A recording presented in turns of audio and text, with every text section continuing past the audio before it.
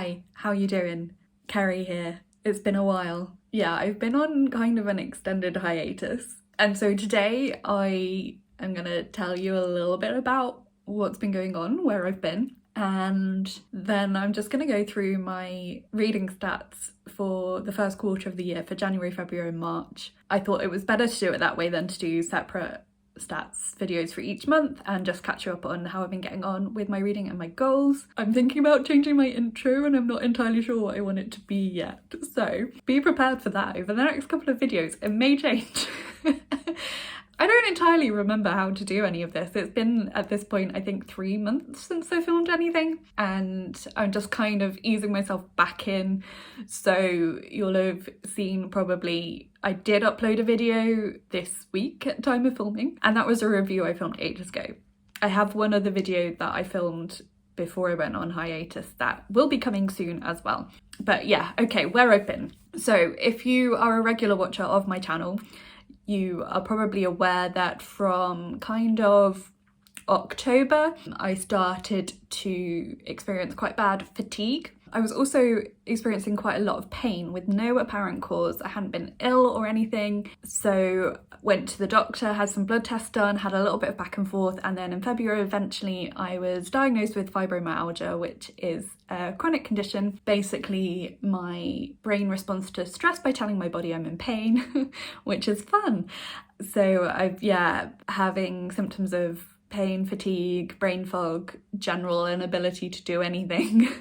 So I decided that I needed a bit of a break. I needed to take pressure off myself in any way that I could, while most of the time making content is quite a fun thing that I enjoy doing. It does have associated stress and pressure of like feeling like you have to keep creating content and also things like having set TBRs and challenges around those and joining in readathons and those sorts of things were adding pressure. So instead of reading and making videos being fun hobbies, they became a little bit more stressful. So I just thought having a couple of months off, originally it was just going to be 1 month, but with various other things with college, with assignments and that sort of thing, it was just easier to keep extending the break.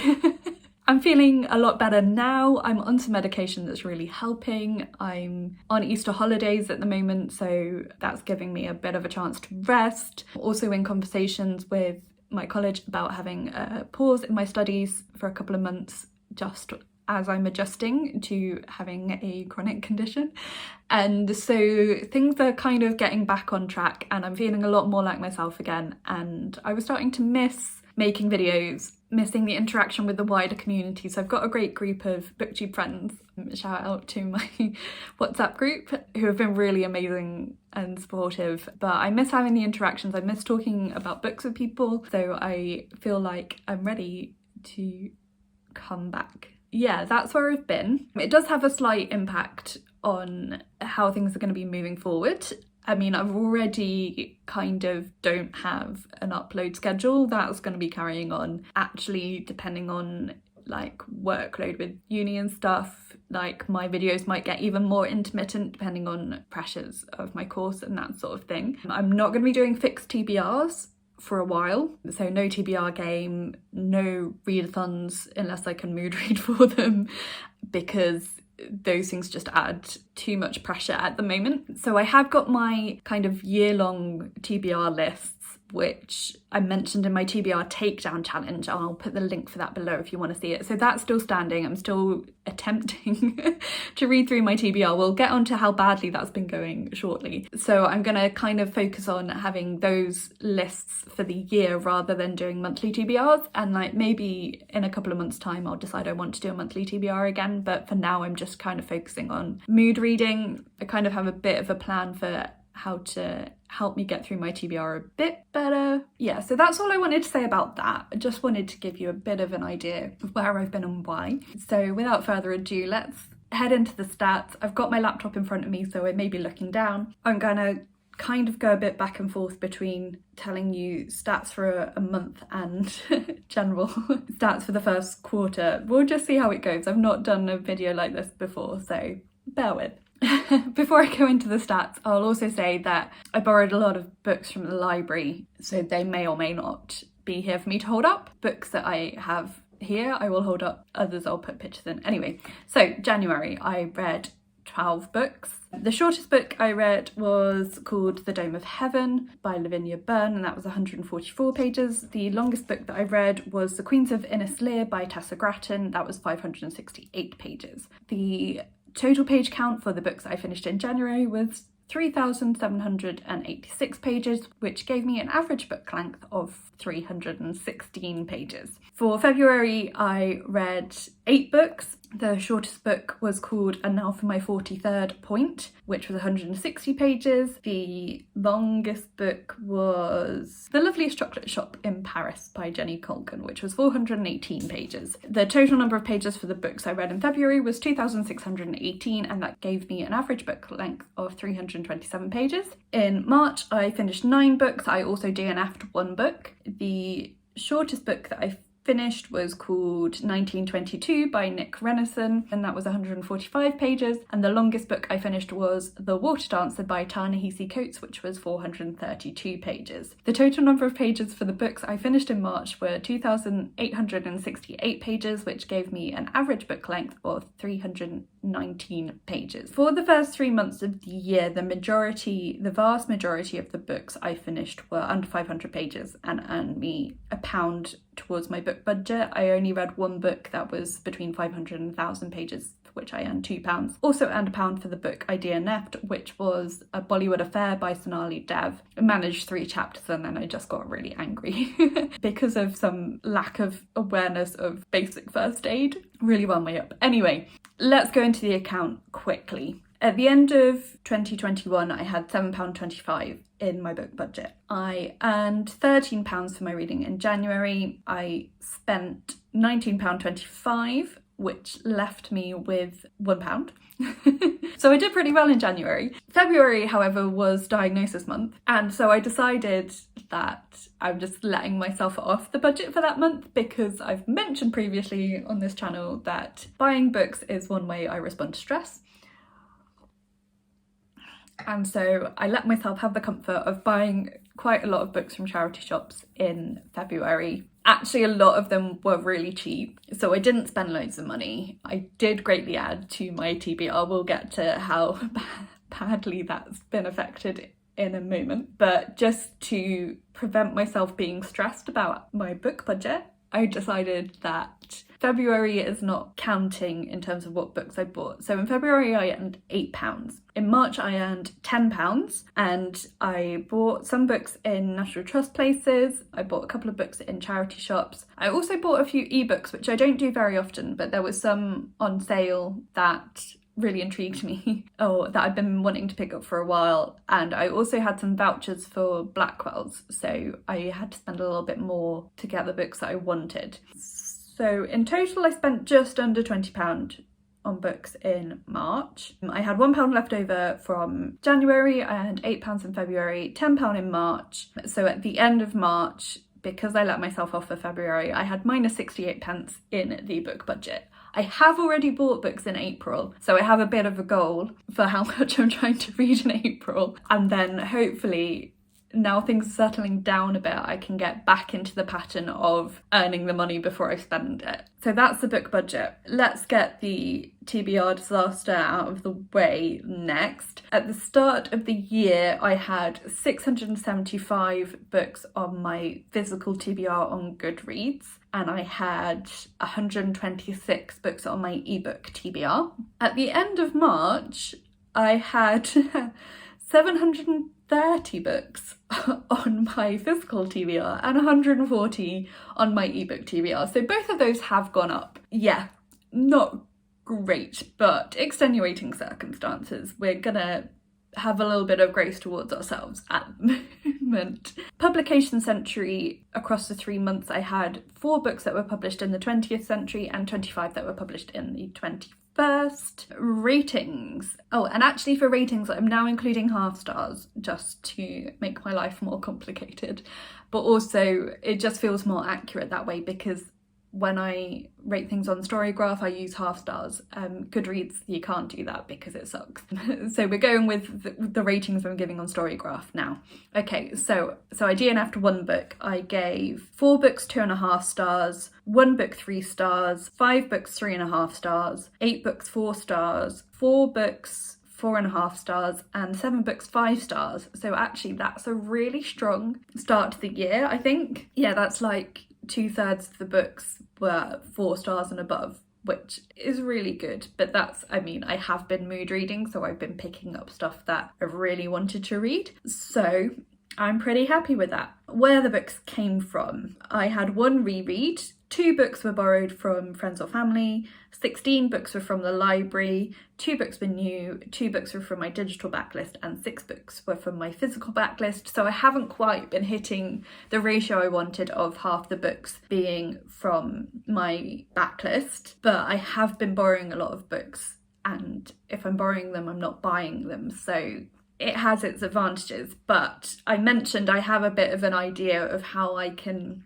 focus more on my backlist. So I've decided to alternate, and this allows for mood reading in a way that setting a set TBR doesn't. For each of categories of books that I'm reading, so that's like ebooks, novels, non-fiction, all of those sorts of things, I'm going to try and alternate from old, new, borrowed, review, and I'm going to try and cycle through in that order: old, new, borrowed, review. I don't have that many physical review books, so I will slide in some rereads as well in the review slot sometimes. And like most of my review books are digital backlist now because I haven't been requesting that much this year. So hopefully by cycling through like that, it will help me still keep up with returning books to the library when they need to go back, but also help me prioritise my backlist books a bit more. Okay, format. 7 books were ebooks, 4 books were hardbacks, and 17 were paperbacks. Audience, 6 books were YA and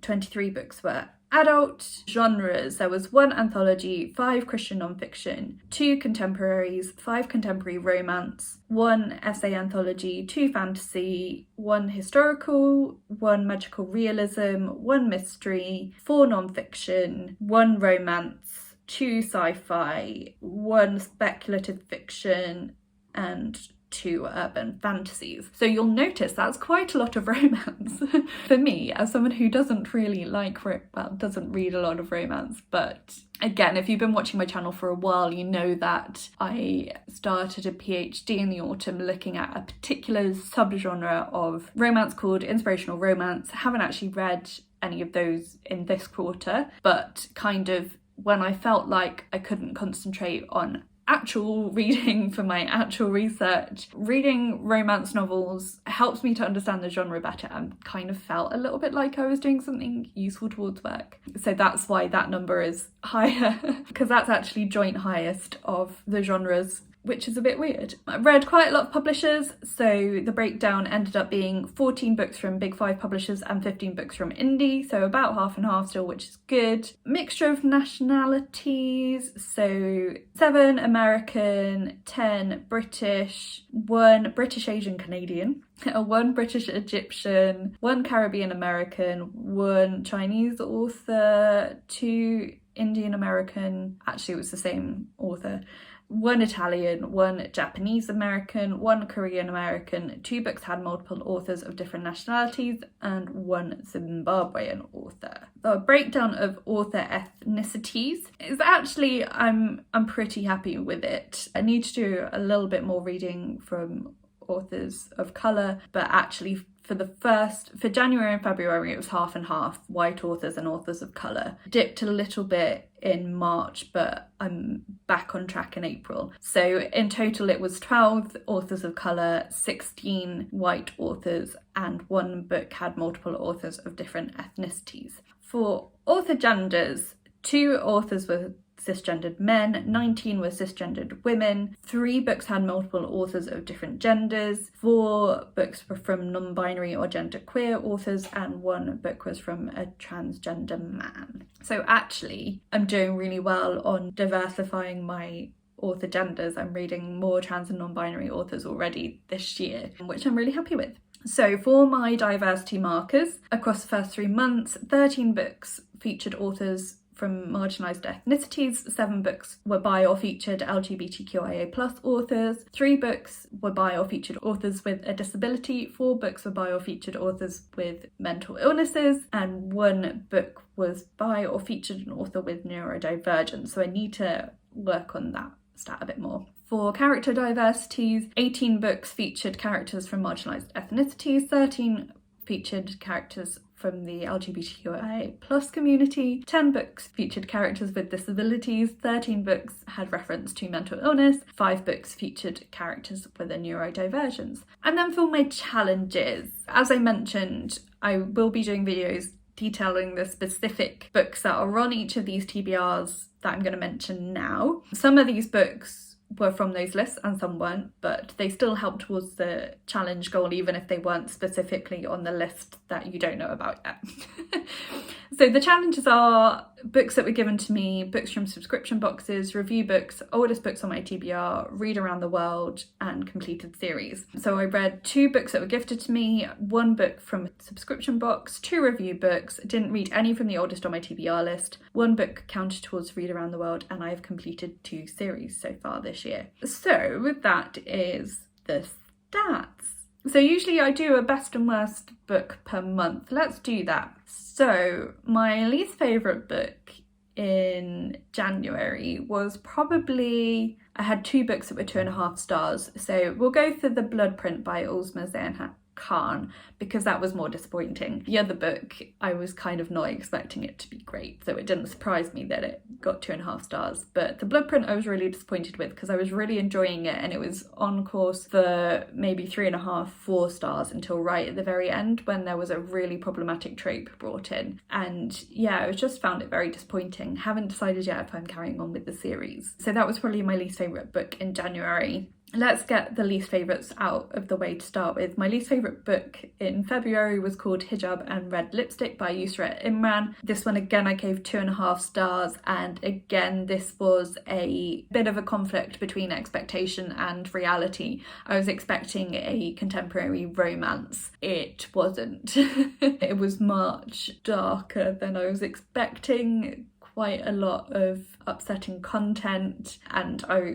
had picked it up because I wanted something that was quite fun and lighthearted, and it wasn't that at all. So I think there was an issue with the marketing of it there. I mean, it was still a good, interesting book, just not what I was expecting. And then my least favourite book in March, again I gave 2.5 stars to, was a book called First Comes Love by Tom Rasmussen. So this one, I got it from the public library, but I picked it up actually for an assignment I was working on for college, which was to do with the theology of marriage. And so I picked this up for kind of a queer secular view of marriage, and it was really, really interesting, and I mostly really enjoyed it. I just downgraded my rating slightly because the author included a lot of unnecessary detail about their sex life that was really for shock value and didn't really, it didn't need to be that detailed to make the point that they were making. So that was kind of, I would have enjoyed the book more if those details were not included. So those were my 3 least favourite books. Let's do favourites. Let's go on to something more fun. My favourite book in January was The Queens of Innis Lear by Tessa Gratton. I love Shakespeare, and this was a fantasy retelling of King Lear. I really liked the way Tessa Gratton played with the story and twisted it and changed things, and so I could kind of keep track with what happened in the original play, but I liked the way they changed certain aspects, and I really enjoyed the ending because sometimes from a feminist perspective Shakespeare's endings aren't fun. So I was really impressed with the way Tessa Gratton structured this book and the way they played with the plot points. So I definitely read more work by them. My favourite book in February, so I gave 2 books 5 stars in February. One was Ancillary Justice by Anne Leckie, which was a reread, which was our book club pick for Space Sirens. So obviously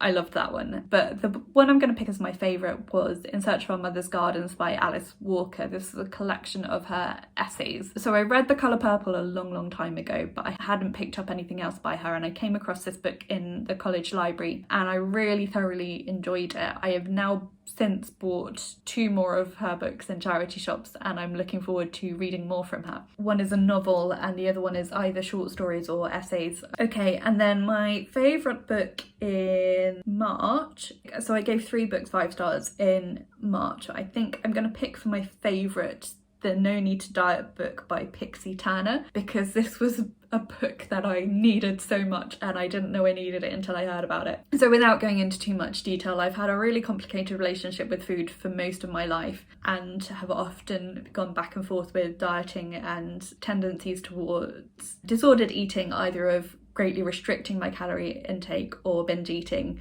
And so I don't have a diagnosed eating disorder, but I would say that I am inclined towards disordered eating. I've had a complex about my weight, and I watched a live stream from Danish comedian Sophie Hagen where they talked about their relationship with their body, and they recommended this book, The No Need to Diet book by Pixie Turner. I read it, I loved it. Pixie Turner breaks down some of the misconceptions about weight and health, talks a bit about eating disorders, and then talks about intuitive eating and learning to listen to what your body wants. And because of my diagnosis as well, I've been doing a lot of work in counselling and in myself about figuring out how to listen to what my body wants and what my body needs. And so this book came at a really good time for me for that. So that was my favourite book in March. So this has ended up being quite a long video, but hopefully when I edit it, I'll be able to get rid of some of the dead air and make it a little bit shorter. This has been really fun. It's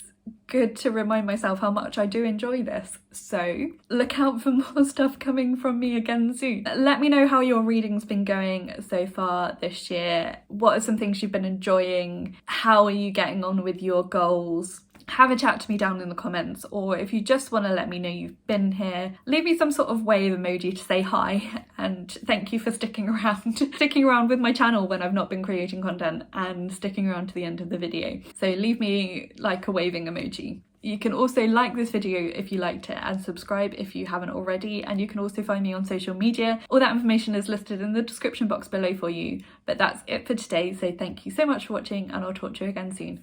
Bye!